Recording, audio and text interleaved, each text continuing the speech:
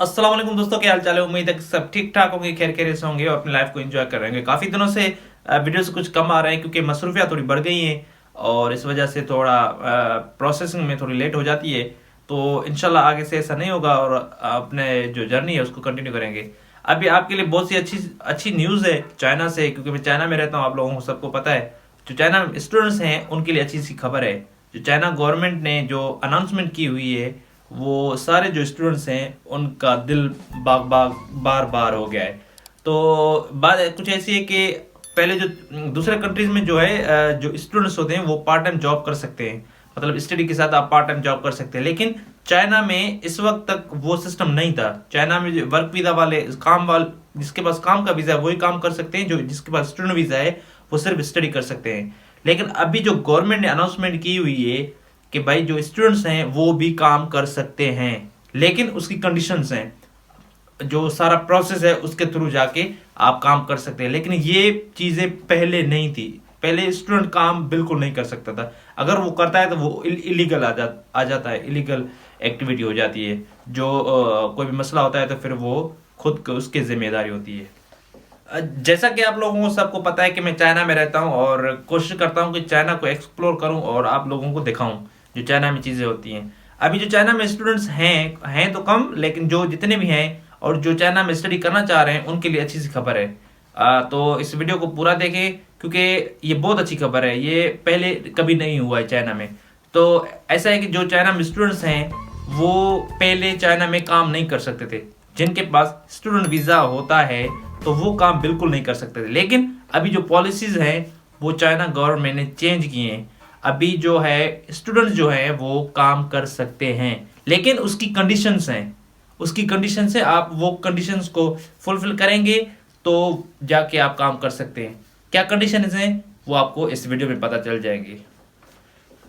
Conditions का कुछ हिसाब इस तरह से है। लेट सपोज आप जो मेजर जिस मेजर में आप स्टडी कर रहे हैं तो उस मेजर से रिलेटेड आप काम कर सकते हैं, उससे बाहर नहीं कर सकते। आपका कोई भी मेजर है आप उससे रिलेटेड काम कर सकते हैं। लाइक इंटर्नशिप जैसे होती है, इंटर्नशिप होती है, आप किसी भी कंपनी में अप्लाई कर सकते हैं। लेकिन उसके लिए भी आपको एक लीगल वे से जाना पड़ेगा, उसके लिए भी आपको वीज़ा लगवाना पड़ेगा। क्योंकि अभी जो वीज़ा का सिस्टम होता है उस पर कुछ रिमार्क्स होते हैं, तो आप काम कर सकते हो नहीं कर सकते, क्योंकि फॉरेन कंट्रीज में ये सिस्टम है कि स्टूडेंट्स काम कर सकते हैं।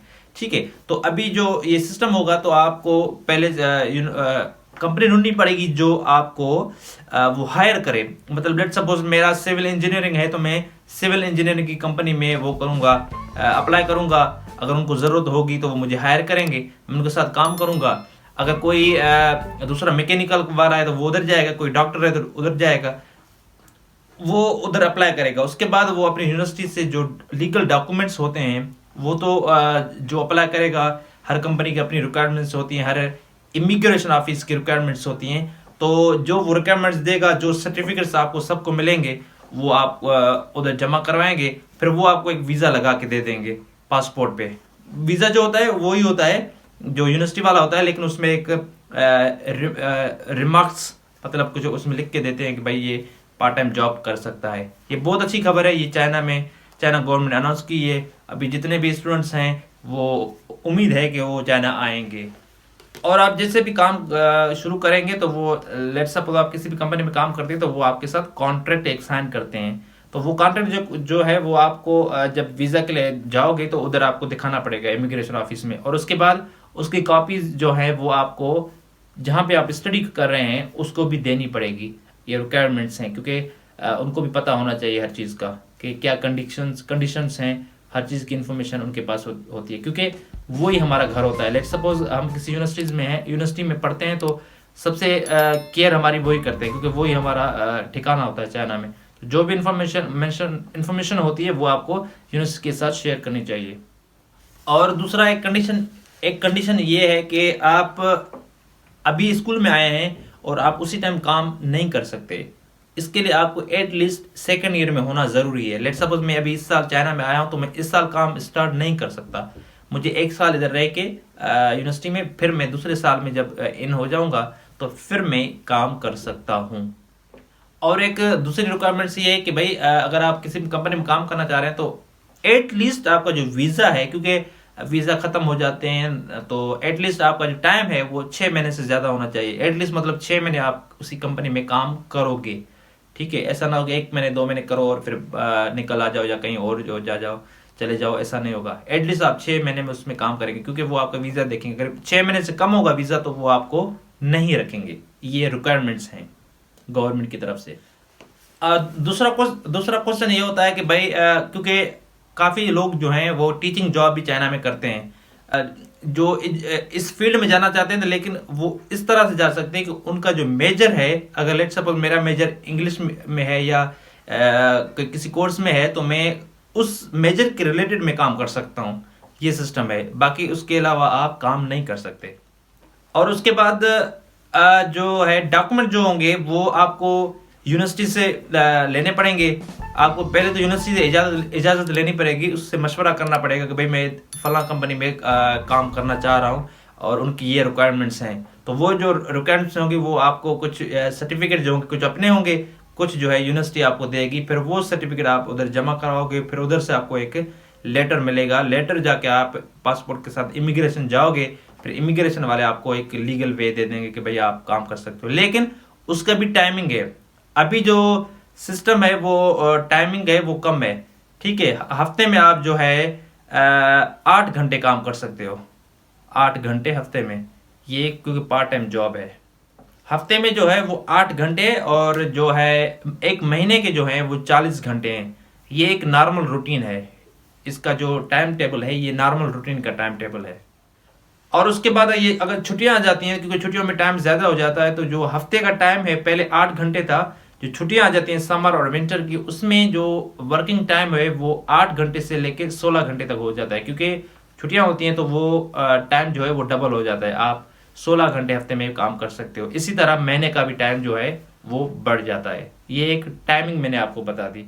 उसके बाद जो सैलरी है, सैलरी बिल्कुल आपको वैसी मिलेगी जैसी चाइना गवर्नमेंट के रूल्स एंड रेगुलेशंस हैं। जैसी उधर दूसरे कंपनी से एम्प्लॉयज़ को मिलती है वैसी आपको सैलरी मिलेगी। वो डिपेंड करता है कि आप किस कंपनी में जा रहे हो और कंपनी कितनी बड़ी है, वो जो होता है वो सारा सिस्टम। और उसके लिए जो डॉक्यूमेंट्स होते हैं, डॉक्यूमेंट तो मैंने यही बताया कि हर रिक्वायरमेंट्स अलग होती है, लेकिन उसकी जो मेन रिक्वायरमेंट्स है वो 18 साल एज से ऊपर होना चाहिए। उसका मेडिकल बिल्कुल क्लियर होना चाहिए।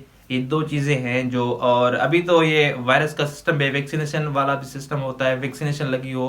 और इसमें दूसरी चीज़ ये है कि अगर लेट सपोज आप जो रूल्स एंड रेगुलेशंस हैं उसके खिलाफ जाते हैं तो आपका वीज़ा कैंसिल हो सकता है। वीज़ा कैंसिल वो वर्क वीज़ा वाला नहीं होगा, सिर्फ जो आपका स्टडी वाला वीज़ा है उस पर भी असर पड़ सकता है। लेट सपोज आपको इजाज़त मिली हुई है 8 घंटे काम करने की और आप 12 घंटे काम कर रहे हैं, तो ये आपका इलीगल एक्टिविटी में आ जाएगा। वो आपके स्टडी वीज़ा पे भी असर करेगा। तो इस चीज़ से बंदा दूर रहे तो अच्छा है। और दूसरी बात, लेट सपोज आपको किसी कंपनी आपको हायर कर रही है और आपका और कंपनी का कोई आर्ग्यूमेंट्स होता है, ठीक है, और आप वो कंपनी छोड़ के आ जाते हैं। इस सूरत में आपको स्कूल को एनी हाउ बताना है और इमिग्रेशन को भी बताना है। अगर नहीं बताओगे तो उसकी पेनल्टी लगती है और उसके कॉन्सिक्वेंसेस जो भी होते हैं वो आपके खुद की जिम्मेदारी होती है। तो जो भी चीज़ हो वो जो स्कूल के साथ बात कर सकते हैं वो स्कूल के साथ करें, क्योंकि वीज़ा जो है इमिग्रेशन ने दिया हुआ है तो इमिग्रेशन के साथ भी बात कर सकते हैं, भाई मैंने अभी इधर से काम छोड़ दिया हुआ है, क्योंकि उनके पास रिकॉर्ड होता है हर चीज़ का। इसमें थोड़ा मसला ये भी है कि क्योंकि ये कंपनीज जो होती हैं, सारी कंपनीज वो फॉरेनर्स को हायर नहीं कर सकती। कुछ बड़ी बड़ी कंपनीज होती हैं वो ही सिर्फ फॉरेनर्स को हायर कर सकती है। लेकिन जो बड़ी कंपनी है वो आपको हफ्ते में 8 घंटे वो रखेंगी नहीं। लेट सपोज आप किसी भी कंपनी में काम कर रहे हैं तो वो आपको ऐसे पार्ट टाइम वो बड़ी कंपनियां रखना नहीं चाहती। वो कहते हैं कि भाई काम करना है तो रेगुलर करो। तो ये थोड़ा बहुत डिसएडवांटेज है, लेकिन बहुत अच्छा है। जो भी स्टूडेंट्स हैं चाइना में या आना चाहते हैं सबके लिए अच्छा है। और मुझे उम्मीद है कि जो भी ये न्यूज़ सुनेगा उसको सारा बिल्कुल हर चीज़ क्लियर हो जाएगी। लेकिन इसकी लिंक मैं आपको, क्योंकि बहुत बड़ा आर्टिकल है, अगर मैं सारी चीज़ें बताना शुरू कर दूं तो ये पता नहीं वीडियो कितना लंबा हो जाएगा। उसके लिंक मैं आपको डिस्क्रिप्शन में दे दूंगा। आप उसको क्लिक करेंगे तो आपको A to Z जो भी आर्टिकल है, पूरा आर्टिकल है गवर्नमेंट का, जो रिक्वायरमेंट्स हैं वो आपको सारी इस वीडियो में मिल जाएंगी। तो फिर मिलते हैं इंशाल्लाह अगले ब्लॉग में। ये तो मैंने आपको एक इंट्रोडक्शन दे दिया। मैंने फिर वही कह रहा हूँ कि मैं डिस्क्रिप्शन में लिंक दे दूंगा इसकी। तो आप उसमें चेक करके सकते हैं और जो भी इंफॉर्मेशन होगी वो आपको मिल जाएगी। तो मिलते हैं अगले व्लॉग में इंशाल्लाह। अपना बहुत सारा ख्याल रखें। खुदा हाफिज।